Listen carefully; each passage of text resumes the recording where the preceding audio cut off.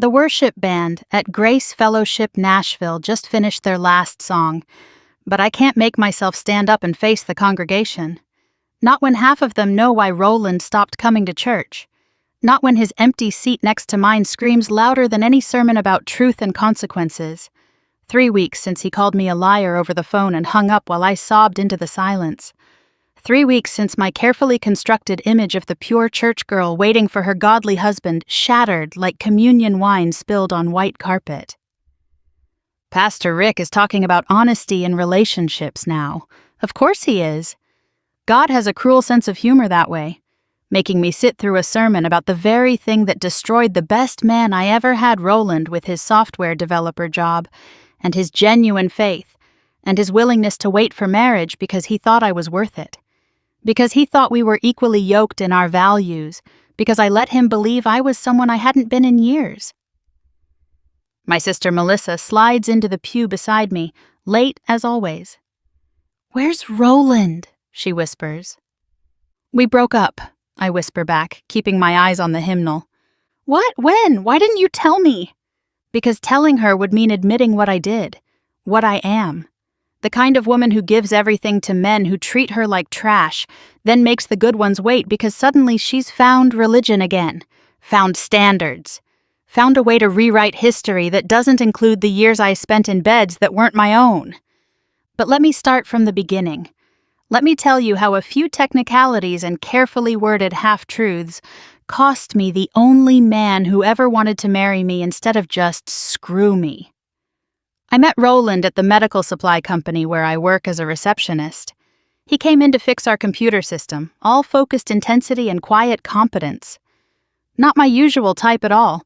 I generally went for the flashy guys, the ones with smooth words and wandering hands who knew exactly how to play me. But something about Roland's steadiness drew me in. The way he actually looked at my face when he talked to me, the way he remembered my name after just one visit. "The system should be running smooth now," he said after 3 hours of work. "But here's my card, in case you have any issues."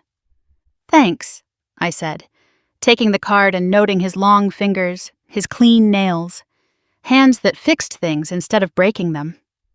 He hesitated at the door. "This might be inappropriate since I was just here for work, but would you maybe want to get coffee sometime?" Inappropriate. When was the last time a man had worried about being inappropriate with me? Usually they were trying to get inappropriate as fast as possible. "I'd like that," I heard myself say. Coffee turned into lunch. Lunch turned into dinner.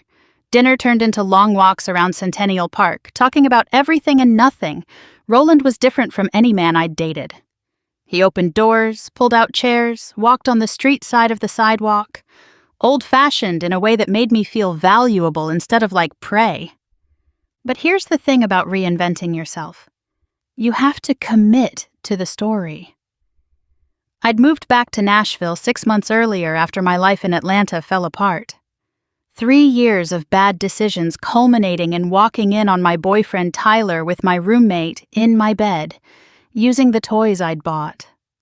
The humiliation drove me home to Tennessee, to my childhood bedroom and my mother's disappointed sighs, and the church I'd abandoned when I turned 18.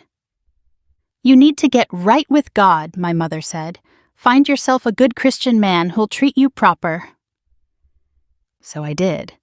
I got right with God, or at least I performed getting right with God. Started attending service every Sunday. Joined the young adults group, deleted my dating apps, and bought dresses that covered my knees. And when Roland asked where I went to church on our 3rd date, I had an answer that lit up his whole face. "Grace Fellowship? I've been meaning to check that out. Mind if I come with you Sunday?" Just like that, I had a good Christian man interested in me. The kind who prayed before meals and talked about waiting for the right person. The kind who kissed me goodbye on my doorstep and never tried to come inside. The kind who would run screaming if he knew what I'd done in Atlanta. Or Memphis before that. Or Nashville the first time, before I thought I needed to leave to become someone different. So when he asked about past relationships on our 5th date, I chose my words carefully. "I've made mistakes," I said, stirring my sweet tea and avoiding his eyes. But I've learned from them. I know what I want now. We all have pasts, he said. What matters is who we choose to be going forward. He made it so easy to let him believe I was choosing to be someone pure, someone worthy of his patience and respect. By week 2, I was introducing him to my friends from church, watching them size him up and nod approval. Finally, Carla's found herself a decent one. Finally, she's done running around with those losers who never called back. By week 3, when he asked me to be his girlfriend, I'd almost convinced myself the past didn't matter, that I could be the woman he thought I was through sheer force of will. But bodies have memory, and mine remembered too much. The first time he tried to deepen our goodbye kiss, I pulled back like I'd been burned. I'm sorry, I said quickly. I want to take things slow. Of course, Roland said, stepping back immediately. Whatever you're comfortable with. Comfortable. I hadn't been comfortable with physical affection since Tyler. Since realizing I'd given 3 years to a man who valued me less than a quick hookup with someone else, every touch felt like a transaction now, and I didn't want to pay anymore. So I made up new rules. No deep kissing, no hands below the shoulders, no being alone in apartments. Rules that would have been a joke to the old Carla, but felt like armor to the new one. I want to wait until marriage, I told Roland on our 4th week together. For sex. For everything physical, really. I know that's old-fashioned, but it's important to me. We were sitting in his car outside my apartment building. He'd just asked if I wanted to come up to his place to watch a movie, and I could see the moment he understood that would never happen. Okay, he said slowly. I can respect that. Can I ask, have you always felt this way? This was it. The moment I should have told the truth. Should have said no. I used to give it away like candy on Halloween, but I'm trying to be different now. Instead, I said the words that would doom us. I've always believed physical intimacy should be saved for marriage. My ex couldn't handle that. It's why we broke up. Technical truths twisted into lies. My ex had pushed for physical intimacy. We had broken up. I just left out the part where I'd given him everything he wanted for 2 years before he got bored and moved on to my roommate. Roland took my hand. I think that's beautiful and rare. I'm willing to wait for the right person. The right person. If only he knew the right person was a fiction I'd created from desperation and church dresses. We fell into a routine. Church on Sundays, dinner with his parents on Wednesdays, date nights on Saturdays that always ended with chaste kisses and him driving away while I stood on my doorstep like a 1950s movie heroine. His mother loved me. Called me a breath of fresh air, after all those modern girls who'd tried to corrupt her baby boy. I'm so glad he found someone with values, she told me over pot roast. Someone pure. I smiled and passed the green beans and tried not to think about the last time someone had called me pure. Tyler, actually. Right before our first time, I love that you're so pure, he'd said, unhooking my bra. So untouched. I'd let him believe it because I thought that's what men wanted. A blank slate to write their own story on. Turned out Tyler just wanted someone naive enough not to notice when he started writing stories with other women too. But Roland wasn't Tyler. Roland was steady and sure and building a future with me in mind. He talked about marriage, not like a maybe, but like a when. Showed me houses for sale in good school districts. Asked what kind of engagement ring I liked. I was thinking a spring wedding, he said one night after dinner. Maybe April? My cousin's getting married in March, so that would give people time between. We'd been together 6 weeks. 6 weeks of him respecting boundaries I'd set based on a person I was pretending to be. 6 weeks of quick kisses and held hands, and me going home to my vibrator because my body didn't understand why I was suddenly celibate. When you grow up in church culture, 6 weeks feels like 6 months. People marry fast when they think God sent them someone. April sounds nice, I said, even as panic clawed at my throat. A wedding meant a wedding night. A wedding night meant no more excuses. But maybe by then I'd want it again. Maybe by then Roland's patience would have healed whatever Tyler broke. Maybe by then the new Carla would be real instead of just a performance. That night, he called me late. We often talked before bed, these long meandering conversations about everything and nothing. But this time he sounded different, nervous. "Can I ask you something?" he said. "And I need you to be honest?" My stomach clenched. "Of course." "Are you attracted to me? Physically?" "What? Of course I am. Why would you ask that?" "It's just, you pull away when I try to kiss you properly. You tense up when I hug you. I'm trying to respect your boundaries, but sometimes it feels like you don't want me to touch you at all." The hurt in his voice killed me. Here was this good man questioning his own desirability because I couldn't figure out how to want him the way I'd wanted men who treated me like garbage. "It's not you," I said. "I just take physical things really seriously. I don't want to get carried away and do something we'll regret." "But we're getting married. What would there be to regret?" I want it to be special, worth waiting for." "You are worth waiting for," he said. "I just need to know you actually want me. That you're not just settling." Settling? If only he knew. I was reaching so far above my station I needed a ladder. "I want you," I said. "I promise. Once we're married, I'll show you how much." A promise I had no idea how to keep. How do you go from nothing to everything overnight? How do you explain that you know exactly what to do because you've done it all before, just not with him? "Okay," he said. "I trust you." Trust. Such a fragile thing. Such a stupid thing to give someone like me. The beginning of the end came 2 weeks later. Another late-night phone call. But this time Roland was the one who sounded different. Thoughtful in a way that made my palms sweat. "My buddy at work is getting divorced," he said. "His wife cheated. He's devastated." That's terrible. The thing is, she says she didn't mean for it to happen, that she loves him and wants to work it out, but he can't get past it. Can't trust her anymore. I made sympathetic noises while my heart hammered against my ribs. Why was he telling me this?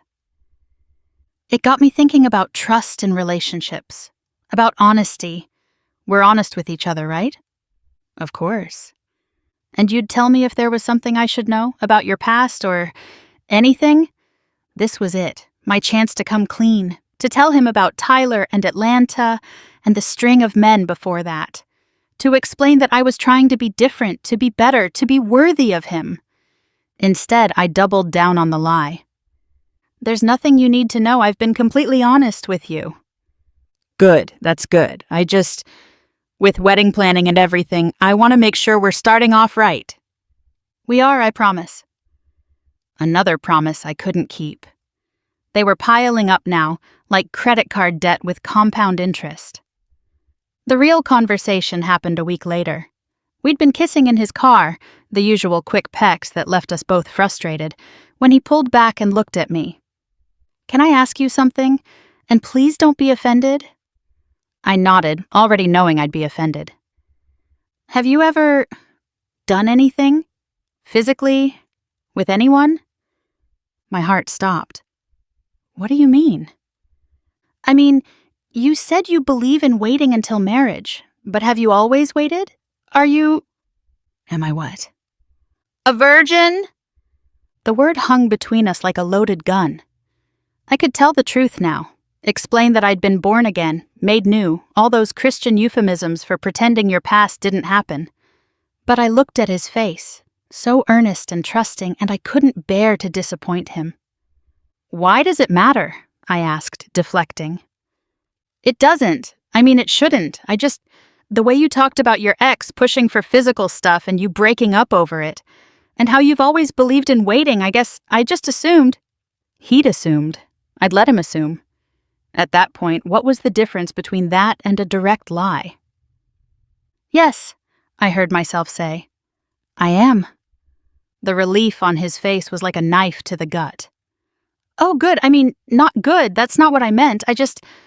I want us to be on the same page, to experience everything together for the first time. For the first time. If only he knew my first time was in the back of Darren Mitchell's truck when I was 17. That there'd been so many times since I'd lost count. We will, I said. After the wedding, it'll be perfect. I can't wait to make you my wife, he said, kissing my forehead. To do everything right, the way God intended. God. Always bringing God into it. As if God hadn't watched me do everything wrong for the past decade. I should have ended it there, should have admitted the truth and let him find someone actually pure, actually worthy. But I was selfish. I wanted the future he was offering. The house in the suburbs, the kids who looked like him, the respectability of being Mrs. Roland Cooper. I wanted to believe I could earn it retroactively by being good now, but the past has a way of demanding payment. 3 days later, we were on the phone again. Wedding talk had made him bold, or maybe just curious.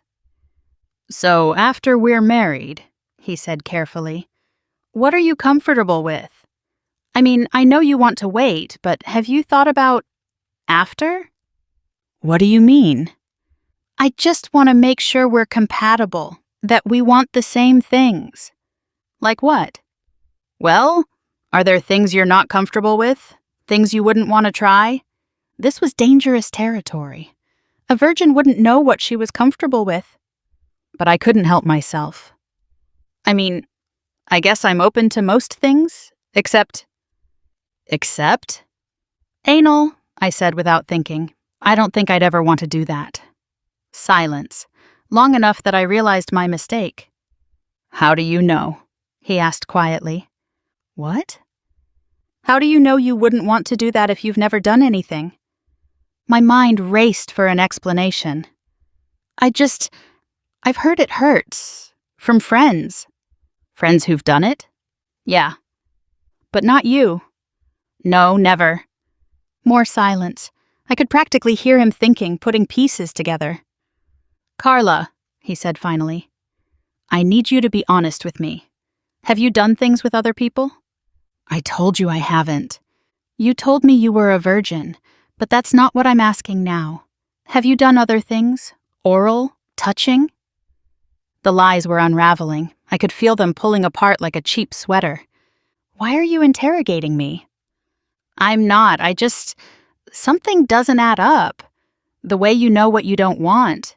The way you pull away from me like you're afraid. That's not inexperience. That's something else. You're overthinking this. Am I? Then answer the question. Have you done sexual things with other people? I couldn't breathe, couldn't think, couldn't figure out how to make this make sense. I've been celibate, I said finally, for 2 years, since my last relationship ended. Celibate, he repeated. So you have done things before. Yes, but not everything. What did you do? Why does it matter? Because you lied to me. You let me think you were a virgin. I never said that. You said yes when I asked if you were. But I had. I'd said yes, clear as day. What did you do with your ex? He pressed. The one who pushed for physical stuff? Does it really matter? That was before I knew you. It matters because you lied about it. And it matters because you've been with other people but won't even properly kiss me. How am I supposed to feel about that? It's different with you. How? Because I respect you. Because I want to do things right this time. This time, he repeated. So you did things wrong before? I was crying now. Ugly tears that made my nose run. Yes, okay. I did everything wrong before. I gave everything to men who didn't deserve it, and now I'm trying to be better, and you're punishing me for it. I'm not punishing you. I'm trying to understand why you lied to me. Because I knew you'd react like this. I knew you'd judge me. I'm not judging you for having a past. I'm judging you for lying about it. I didn't want you to see me differently. How many people? What? How many people have you been with? I don't know. You don't know? I don't remember exactly. It doesn't matter. It does matter when you're making me wait for something you gave to strangers. They weren't all strangers. That's not the point. Then what is the point, Roland? That I'm not pure enough for you? That I'm damaged goods? The point is you lied. You looked me in the eye and lied. And worse, you made me feel like there was something wrong with me for wanting to be with my girlfriend. There's nothing wrong with you. No? Then why won't you touch me? Why do you flinch when I try to kiss you? If you're so attracted to me, if you want to marry me, why am I getting less than men you didn't even love? Because I love you too much to treat you like them. That doesn't even make sense, Carla. He was right. It didn't make sense. Nothing about my logic made sense. I was punishing him for other men's sins, making him pay for my mistakes. I can't do this, he said quietly.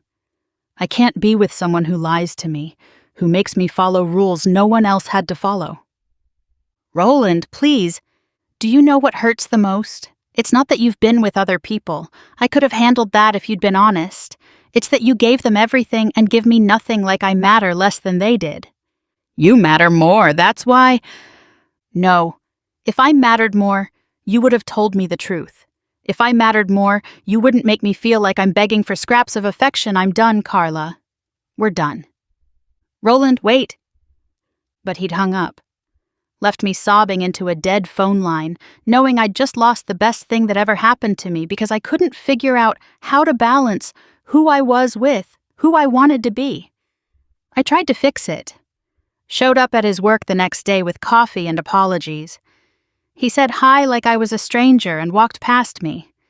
Sent long texts explaining my past, my pain, my reasons for lying.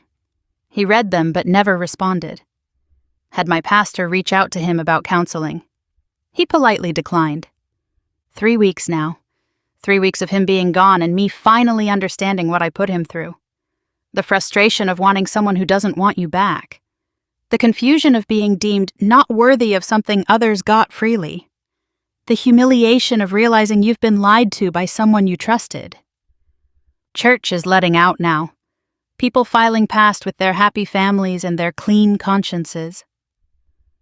I stay seated until the sanctuary empties, then make my way to the parking lot where my 10-year-old Honda waits between all the SUVs and minivans. My phone buzzes. For a second, wild hope flares that it might be Roland. But it's just Jackson, a guy I met at a bar last week. Been texting since I gave him my number in a moment of weakness and whiskey. Hey, beautiful, still on for tonight? I stare at the message. I could go. Could fall back into old patterns.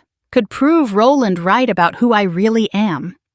Instead, I delete the text, block the number, drive home to my empty apartment and my empty bed and my empty future.